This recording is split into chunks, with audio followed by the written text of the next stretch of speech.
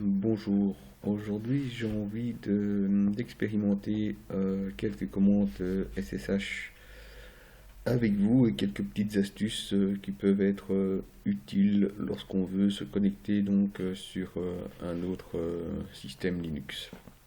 Alors pour illustrer ces petites astuces, j'ai sur mon PC installé une machine VirtualBox dont l'adresse IP est 192.168.56.101 et je vais l'accéder à partir de mon Ubuntu et sur lequel j'ai un utilisateur Vincent. Cet utilisateur Vincent a son correspondant également au niveau de la machine VirtualBox. J'ai donc un utilisateur Vincent des deux côtés. Sur cette machine, j'ai aussi un utilisateur Marie et bien sûr un utilisateur root que nous utiliserons un peu plus tard. Donc, première chose que nous allons faire, c'est vérifier que je vois bien ma machine à partir de mon PC HP Envie. Donc, je vais juste faire un petit ping pour vérifier tout ça. Ok, donc là, j'ai bien une connexion possible. Et je vais dans un premier temps me connecter en SSH avec mon utilisateur Vincent et je vais donc avoir le même utilisateur des deux côtés. Pour ça, le plus simple, c'est de taper SSH et le nom ou l'adresse IP de la machine que vous voulez contacter. Voilà. Ici, c'est la première fois que je me connecte sur cette machine, donc je dois entre guillemets certifier l'authenticité de la machine sur laquelle je vais me connecter. Donc là je vais répondre bien sûr oui, sinon je ne vais pas aller bien loin. Et voilà, là il me demande le mot de passe de l'utilisateur Vincent mais sur la VirtualBox, donc sur cette machine-ci. Je le spécifie. Et maintenant je suis donc bien connecté sur cette machine. Si je fais un ls, je vois toutes les machines qui se trouvent, tous les fichiers qui se trouvent au niveau de cette machine. Je suis dans le répertoire Vincent et je suis connecté comme tel. Je peux évidemment rajouter un fichier si j'en ai envie. Bref, je fais toutes les manipulations Linux que nous connaissons. Test, voilà. Et si je regarde de ce côté-ci, là je suis en route, je vais me remettre en Vincent. Si je fais un ls test, j'ai bien le fichier que je viens de créer des deux côtés. Donc je suis bien connecté sur ma machine virtuelle host. Pardon. Pour me déconnecter, rien de plus simple, un petit exit et on n'en parle plus et je viens de fermer ma connexion. Ici, je suis positionné dans le répertoire SSH de mon PC et si je fais un ls dessus, je vois que j'ai un nouveau fichier qui a été créé et qui contient un known host qui est en fait l'authenticité de la machine sur laquelle je viens de me connecter. Je peux aussi me connecter sur la machine en spécifiant directement mon nom d'utilisateur si celui-ci est différent des deux côtés. Donc, par exemple, je peux faire un SSH Vincent at 192.168.56.101. Je vais y arriver. Voilà, même chose que tout à l'heure, je ne vais pas aller plus loin, mais je peux aussi me connecter avec un autre utilisateur. Donc j'avais dit qu'il y avait un utilisateur Marie, je peux me connecter dessus avec. Voilà, j'ai introduit le mot de passe de Marie et je me retrouve connecté avec son utilisateur. Donc, je tape un ID, on voit bien que c'est bien cette personne qui est connectée. Je sors de là. Et je reviens à ma première situation.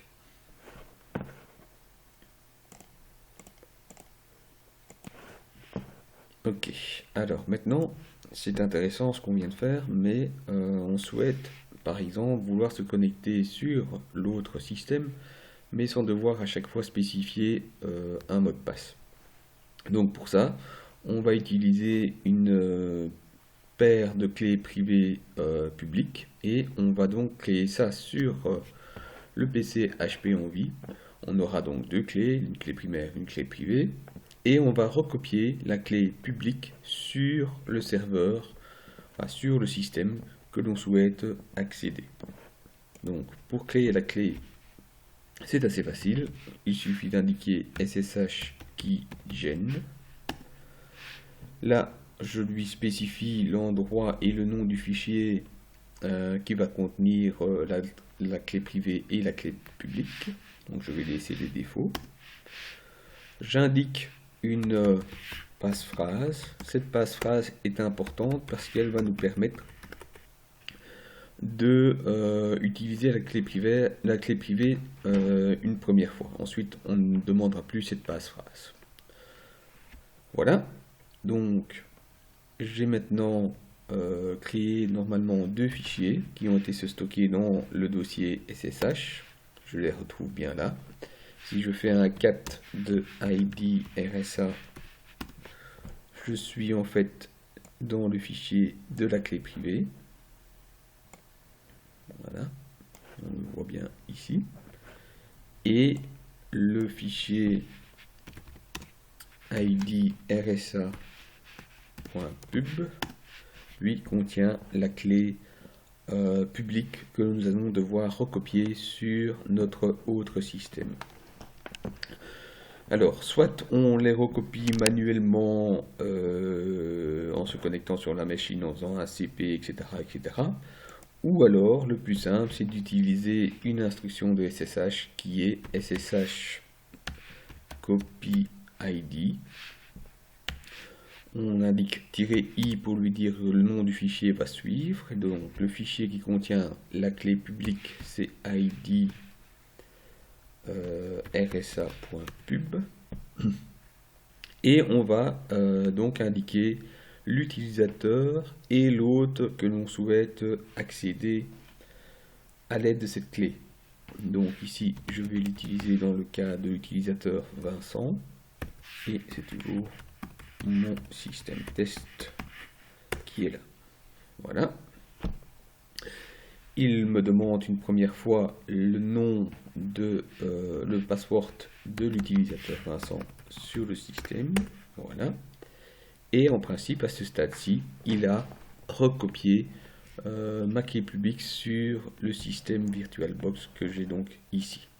Donc ici, je suis sur le système distant, supposons. Et si je vais dans le dossier SSH, vous voyez que j'ai un fichier authorize key qui est en fait le fichier qui contient notre clé primaire. Il a été modifié aujourd'hui et c'est bien ce fichier là. Si je viens de ce côté maintenant et que je me connecte en SSH comme tout à l'heure, donc je vais spécifier le nom d'utilisateur même si ce n'est pas obligatoire et je me connecte comme tantôt, comme tout à l'heure, pardon. Voilà. À ce moment-là, il va me demander la passphrase. On ne le voit pas ici dans mon capture vidéo parce que la fenêtre est en dehors de la zone de capture, donc je vais l'encoder moi-même. Voilà. Et maintenant, je suis bien connecté sur mon système VirtualBox comme tout à l'heure, mais cette fois-ci, je n'ai pas dû spécifier de mot de passe. Donc voilà, refaisons un test pour nous en assurer. SSH 192.168.36. Voilà, et vous voyez donc bien que nous n'avons pas dû encoder de mot de passe. Maintenant, si je me connecte sur la machine, mais cette fois avec l'utilisateur Marie, à ce moment-là,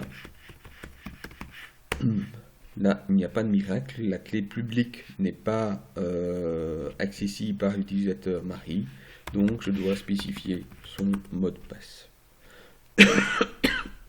Pardon. Voilà. Si je reviens au niveau de ma machine VirtualBox, donc je suis toujours bien l'utilisateur Vincent et j'ai donc dit que ma clé publique était stockée dans Authorize Key. Si je supprime ce fichier, à ce moment-là, quand je vais essayer de me reconnecter, là, vous voyez, la clé privée ne trouve plus sa paire clé publique et donc je suis de nouveau obligé d'encoder un mot de passe. Voilà, je vais quand même réinstaurer ce mot de passe en recopiant ma clé publique. Voilà. Et je peux également recopier cette clé publique, mais cette fois pour l'utilisateur Marie. Voilà, le mot de passe de Marie est demandé, je l'encode. Et la clé publique a également été recopiée pour cet utilisateur. Donc, dernier essai dans ce cadre, je vais me connecter avec Marie sur l'utilisateur et en principe, si j'ai bien travaillé, je ne dois plus encoder de mot de passe, sauf si je me trompe dans le nom de l'utilisateur. Voilà, nous sommes bien connectés sans avoir dû taper de mot de passe. Ce qui n'est pas mal quand même. Alors, maintenant on va essayer de se connecter toujours en SSH, mais avec l'utilisateur root sur la machine distante. Voilà, il nous demande le mot de passe de root. Et après une petite vérification, il nous indique que la permission n'est pas accordée, puisque par défaut SSH est configuré pour ne pas permettre de connexion via l'utilisateur root. Donc on est un petit peu coincé, mais si on veut réellement pouvoir se connecter en root, ce qui est quand même une très très mauvaise idée, on peut toujours le faire, mais il faudra à ce moment-là modifier le fichier de configuration de SSH. C'est ce que l'on va faire donc sur la machine distante. Je suis connecté en root pour le moment et on va aller modifier le fichier de configuration de SSH qui se trouve ici, qui s'appelle sshd-config. Voilà. À l'intérieur de celui-ci, nous avons un paramètre permit root login qui a la valeur no et on va remplacer cette valeur par yes simplement. On sauvegarde le tout. Il ne faut pas oublier de redémarrer le service SSH. Voilà. Et maintenant, faisons un petit test. En principe, ça devrait fonctionner. Voilà, je suis donc bien connecté sur la machine distante avec l'utilisateur root. Je répète, ce n'est vraiment pas une bonne idée.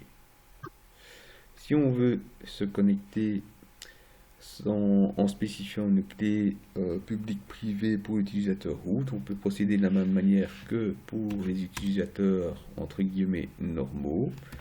Je vais simplement recopier la clé publique sur le serveur pour l'utilisateur root. Voilà.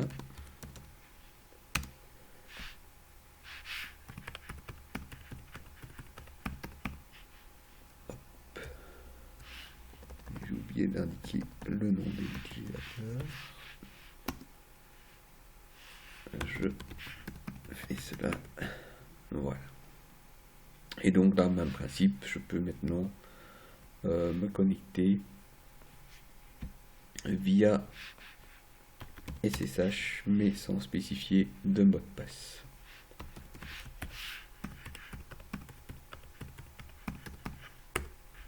Voilà.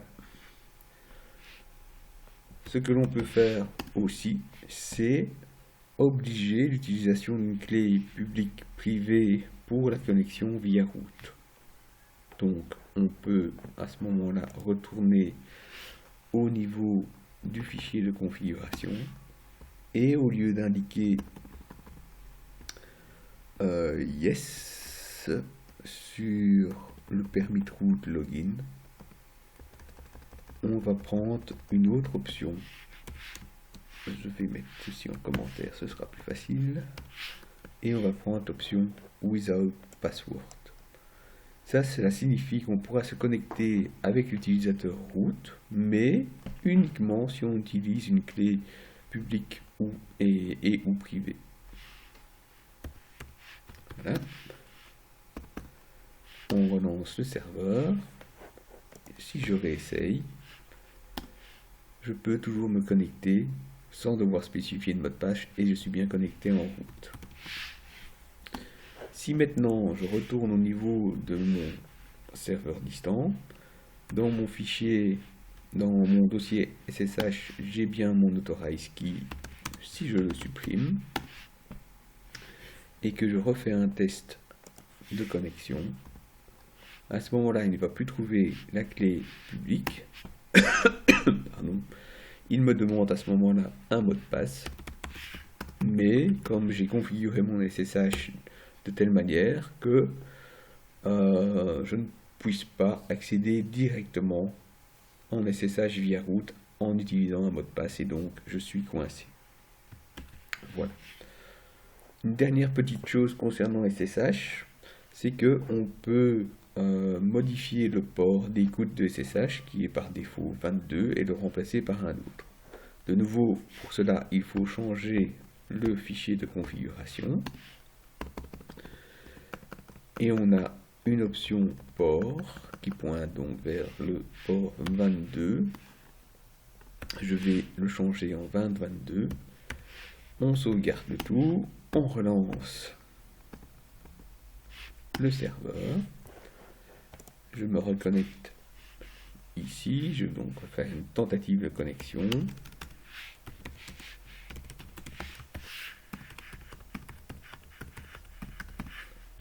Et là, je ne peux plus puisque le port 22 n'est plus écouté par SSH.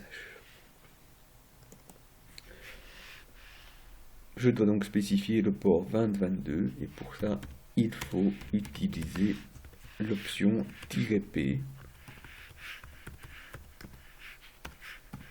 de la manière suivante. Et nous voilà de nouveau connectés en SSH, mais cette fois en utilisant le port 2022. Voilà, c'est terminé pour cette petite vidéo.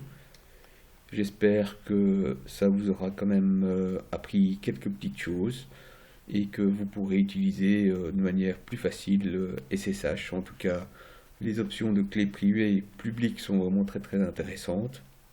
Et bien voilà. Je vous remercie et peut-être à une prochaine fois. À bientôt.